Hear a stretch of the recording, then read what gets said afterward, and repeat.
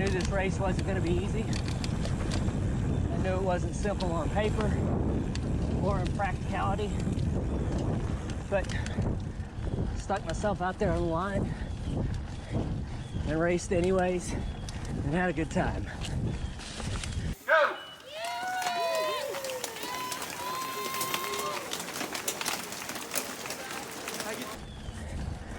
About a week and a half out, thought it was a good time to talk about the race itself and how it went.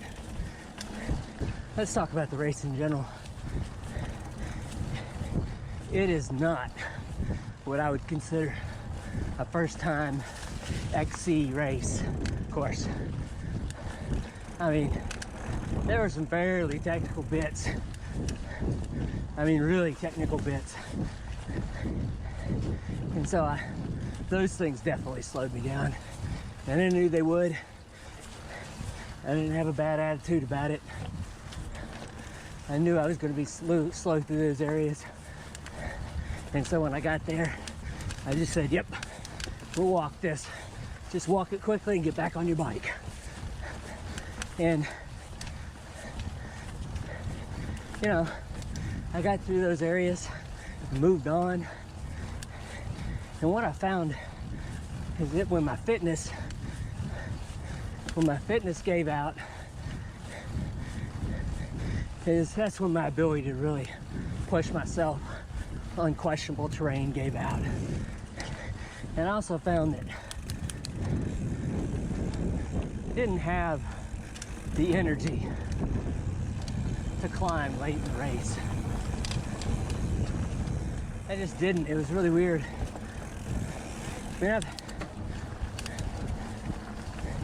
I just did not have the ability to climb, and that was disappointing, not unexpected. Your body does strange things when it's being pushed to its limits. You know, I found on the downhills and the flats, you know, I could pretty much maintain my pace, and when I felt my legs cramping, the best thing for that was to actually start pedaling. I just changed a little bit harder gear and started pedaling, and the cramps went away. I mean, that sounds ludicrous, but that's the case. So I'm really satisfied with the fact that I finished the race.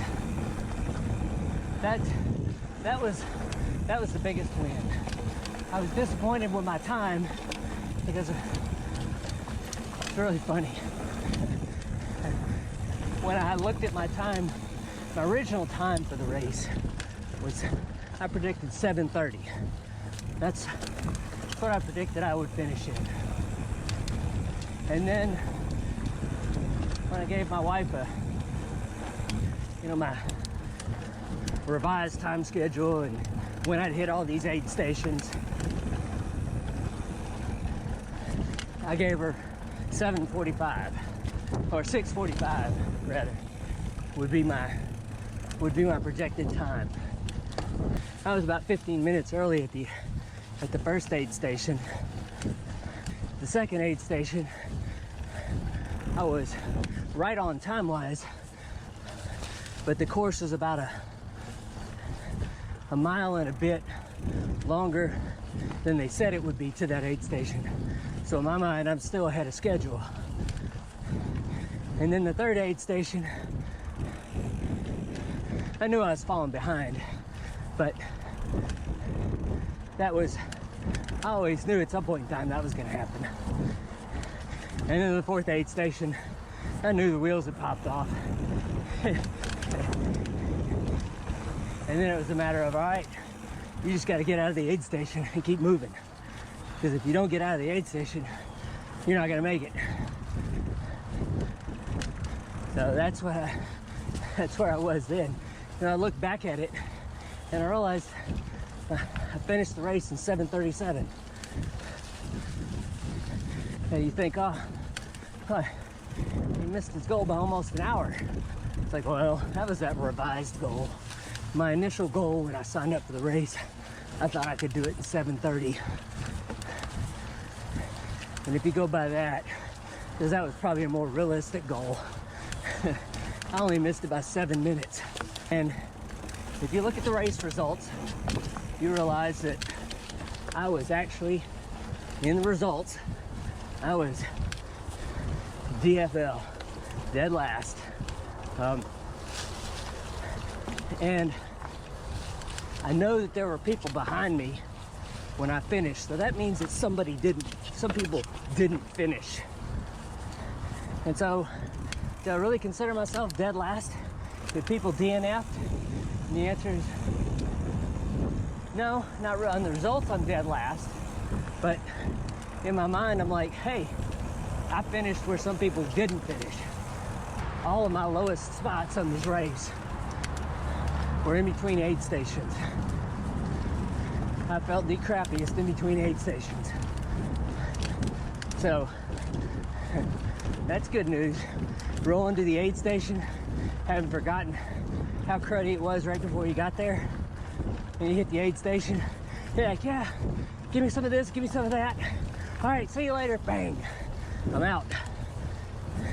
Then you get about a mile out of the aid station, you go, oh yeah, that's right, I wasn't feeling so great. Oh well,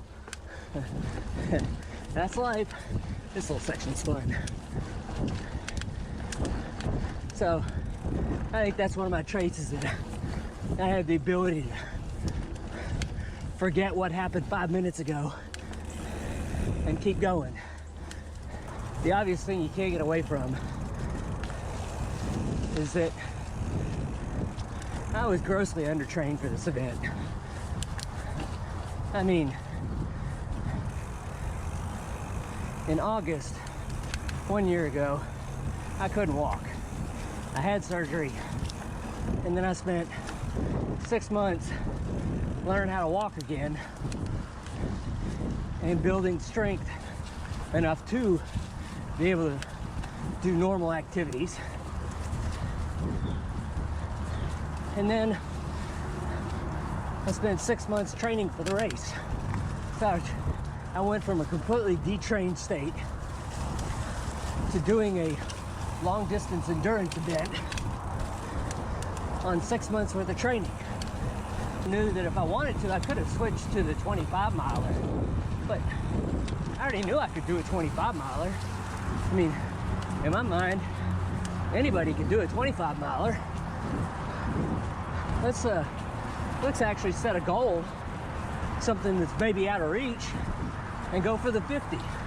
I mean, that's what goals are for, right? You don't set a goal for something you know you can do. That's not a goal. A goal is something that is just outside of your reach, or just outside of what you think you're capable of doing. I'm like, oh, 50 miles is definitely that kind of thing. We'll talk about the bike. I think the bike was just fine. There wasn't anything major that I needed to change on that. I mean, would it have been better off if I had a pair of carbon handlebars that would have maybe alleviated some of that hand fatigue? I think so. One of the things that's always been in the plans is to buy a set of 29er wheels, build it up with, you know, 2.25, 2.3, 2.4, set of faster rolling wheels for racing. I mean, I always wanted these plus wheels because I figured, hey, this is probably what I'll ride most of anyways, because this is just more fun and it really cushions the ride. But to get a set of 29er race wheels, that wasn't really something that was going to happen before this race, so I can't really list it as a detriment to the race. Let's talk about nutrition for this 50 miler. I feel like I banged it right on with nutrition. Every 40 minutes I had a half a Cliff Bar. The Cliff Bar is with caffeine, and that was perfect for keeping my energy up. That was about 60 grams of carbohydrates per hour. So I feel like that was right in the right spot.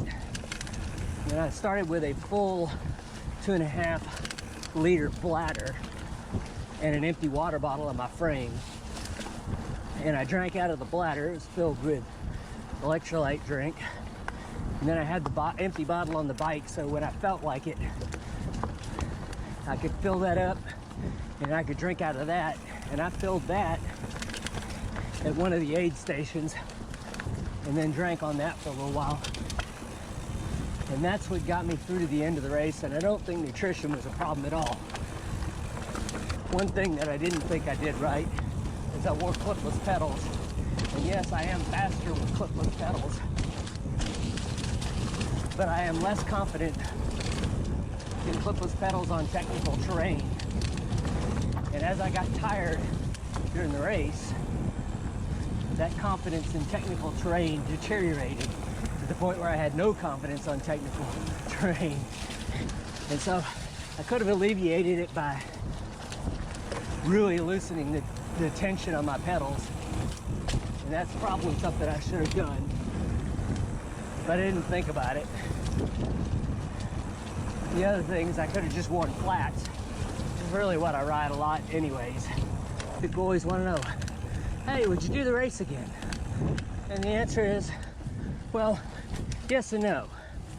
Sure, I'd do it again. I mean, I didn't hate the race. I wish my skills were a little better. So if you're gonna do it, I would suggest that you improve your technical riding skills and make sure that you can maintain trail speed so that you can have a good race. Because it is a hard 50. Why do I say no? Well, just because I personally have an ethos of I don't really continuously do races over and over again. If I've done a race, I consider that to have been done. And I won't go back to a race continuously trying to better my time. You know, for the most part, there are a whole bunch of races out there. There ain't a whole bunch of races out there. And one of my goals is to try them all. I don't race a lot. And so by not racing a lot and wanting to do different races means that chances of me going back to a race are very light. There's nothing wrong with that. I will tell you that the 5.50, the aid stations, everybody was nice in the aid stations.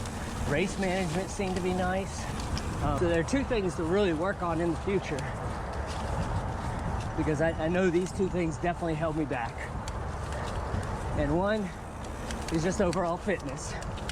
And the only cure for that is to continue training and being consistent. And that I'm definitely going to do. And the other is to work on my technical bike handling skills. That's where I hope you are at the end of this video, is that you're encouraged to go out there, find a race that's outside your comfort zone, enter it, you know, drop the cash, enter the race, do it anyways.